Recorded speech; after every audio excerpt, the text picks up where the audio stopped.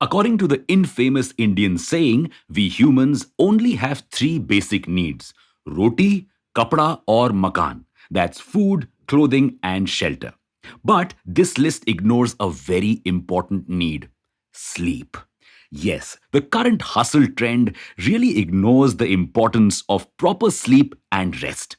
After all, that's what our society now believes is the sign of a successful person. Billionaires like Marissa Mayer, Jack Dorsey, and many others have claimed that they get by on just 4 to 6 hours of sleep. 45% of people across the globe, 93% Indians are currently sleep deprived. In fact, India is the second most sleep deprived country after Japan, despite most Indians opting for afternoon naps. And so, this Sleep Awareness Week, yes, that's the thing, we thought we should shine a light on this topic.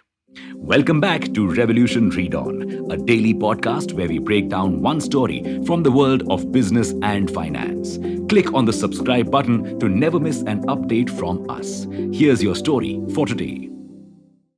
A good night's sleep is priceless. But do you know that our bad night's sleep is costing the world almost $1 trillion each year? Yes, almost 11% of people take leaves due to lack of sleep, and 58% of people's productivity suffers due to sleeplessness. The cost of this lack of productivity, 680 billion US dollars for just the top 5 OECD countries. Even if you don't care about money and productivity, you should still be sleeping, as getting less than 5 hours of sleep can decrease your precious lifespan by 15%. Plus, you are putting yourself at risk of developing chronic diseases like Alzheimer's, hypertension, and type 2 diabetes. Now, you're probably thinking this is all well said and done, but what to do if stress or work or just life in general doesn't allow us to have a proper, well rested sleep? Don't you worry. After years of minting money from creating tech that keeps us up at night, video games, social media, and OTT platforms, tech companies and startups are now looking to solve the sleep problem. And investors are betting big on sleep tech. Last year, over 747 million US dollars was invested in such sleep tech startups.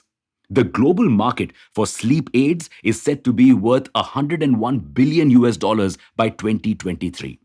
But how exactly are startups trying to solve the sleep issue? Well, there are three kinds of startups in the space. The first kind focuses on the sleeping environment. This includes mattresses and pillows that are made specifically to help you sleep better. This is for those of us who wake up in the middle of the night with multiple aches and pains. Many Indian startups like Sleepsia, WakeFit, Cuddle are working on developing tech that can identify the best sleeping positions and design mattresses and pillows accordingly to solve problems like neck pain. An American startup, 8 Sleep, has also designed a mattress that cools or heats at night depending on your body temperature. This segment also features a range of lamps and light bulbs that change the lighting according to the time of the day. The second kind of startup includes wearables and meditation apps. The wearables help you track your sleep cycle and sleep behavior in order to help you form a better sleep routine.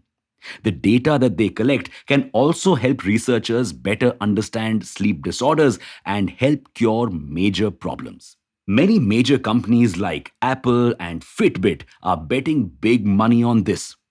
On the other hand, meditation apps like Calm and Neend are trying to make you less stressed, forget work, and induce better sleep by calming you down. The third kind of startups are working on a more direct way to induce sleep through over the counter nutraceuticals like CBD gummies and melatonin. But so far, none of these methods have been foolproof. Some work for a few, some have failed to provide results at all, and others solve some sleep issues but not all. So, what's the solution? Well, for starters, a less stressed work environment and lower workload could be a major help. So many people either stay up at night because they're finishing work or because that is the only time they get to do things they truly enjoy. Many companies are now working on solving this problem. Some have also introduced meditation zones and nap booths so that employees can get that much needed break in the middle of the workday. While these are steps in the right direction, they are too minor to actually make a difference.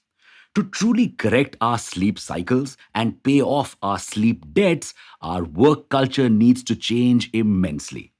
Let us know your thoughts about this sleeplessness epidemic and whether or not you've been getting a good night's sleep. Thanks for listening in. Make sure to follow this podcast if you aren't already. We'll be back tomorrow.